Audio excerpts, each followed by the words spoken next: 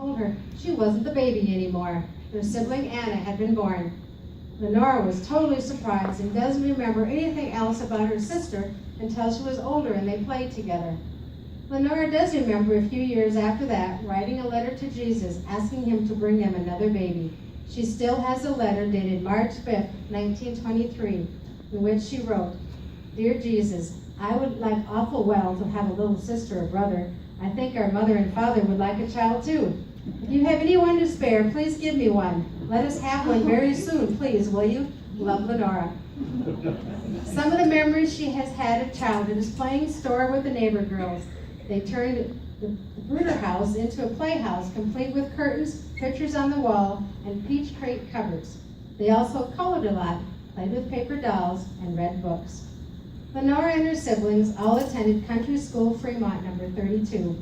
They had the same teacher for all 8 years, Maddie Burton. School was from 9 to 4 o'clock, starting the first day in September, ending the last part of May. Lenora remembers there were no lanterns in the schoolhouse. Lenora remembers going to the county fair and getting to go on one ride and eating one ice cream cone each. She especially loved Valentine's Day and making cards. Lenora also remembers her dad had a battery-operated radio. He would listen to Amos and Andy every night before he went to the barn. While her parents were in the barn, it was Lenora's job to dry the dishes, while her sister Janetta washed. She also remembers playing checkers and listening to the old Edison photograph. Her parents owned a 1913 Model T Ford when she was young. There was no hard surface roads, and when it rained, roads would often have such deep ruts the poor car would get stuck in the mud. When cold weather and flurries of snow came, her dad would take the tires off and jack the car up until spring. Then they would use the sleigh until the snow melted off the roads. Lenora remembers being afraid of the gypsies. Her mother would give them a hen to get rid of them, or else they would steal. Lenora worried a lot about 8th grade exams. The exams came from the Department of Public Instructions from Decorah. They in turn were received from Des Moines, the state capital. The teacher received the packets in the mail, and there were individual envelopes for each subject. The instructor was not to open them until it was time for the students to take the test. There was a time limit on the test. If you didn't pass it in February, you could take it in May. Amy Lenora, if you didn't pass it, you had to go back to school for another year. Amy, please take the phone call. Lenora wanted to be a nurse, but there was no way she could afford nurse's training. So she took the general training course in high school, so when she graduated, she could teach. When going to high school, her and her siblings had to stay in town for the winter. When she was a freshman, she stayed at Mrs. Garland's with her brother Elder and 2 other boys. Since she was the only girl, she was supposed to cook for all 3 boys. Mrs. Garland's house was so small, Lenora had to share a bed with Mrs. Garland. Lenora and her brothers rode back and forth in the spring and fall.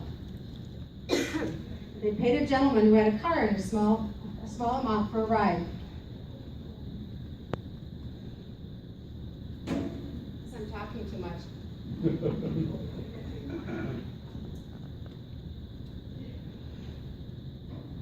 Excuse me. In September 1936, Lenora enrolled at Iowa State College, Teachers College in Cedar Falls, today known as UNI. She went for 1 year. Lenora worked at the original Leistikow home her first year after high school. She worked in the kitchen as well as caring for the residents.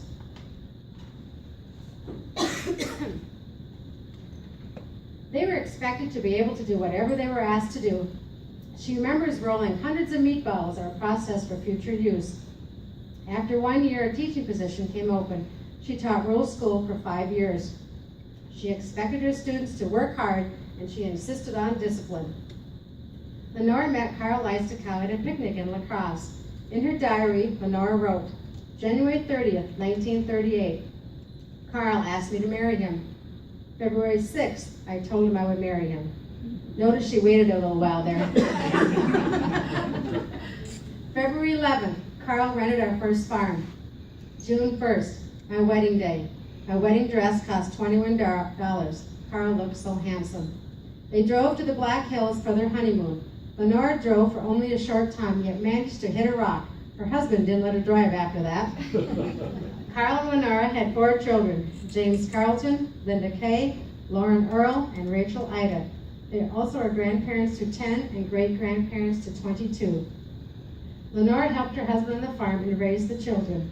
When the last child graduated, Lenora decided she needed more to do, so she went to Asahaugen to work as a CNA. She worked there for 8 years before she retired. Lenora states one of her hobbies is food. She enjoys trying new recipes. She used to love to cut out recipes and had a lot of cookbooks. She used to experiment on her husband, and if he said it was good, she would check it and add it to her list of favorites. She has won several baking contests in her life. Another hobby she has is crossword puzzles. She likes the easier ones because if it's too hard, it's not relaxing and fun. Lenora's husband passed away in 2005 while they were living in an apartment by the old high school in Decorah. Lenora came to Wellington Place Assisted Living in 2011, to the RCF site in April 2014, and to the nursing home in September 2014. Lenora's words of wisdom come from when she heard O.J.H.